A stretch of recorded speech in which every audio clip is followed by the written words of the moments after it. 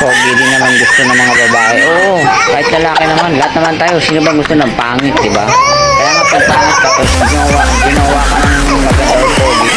Pangit, walang itsura, di kakit-akit. Madalas pagtawanan, syempre hindi matapos-tapos na panlalait.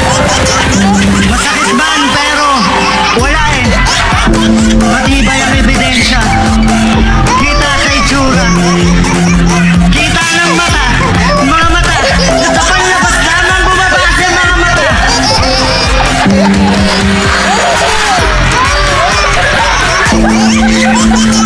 Natubudurog sa pagkatawa ko palagi mga mata.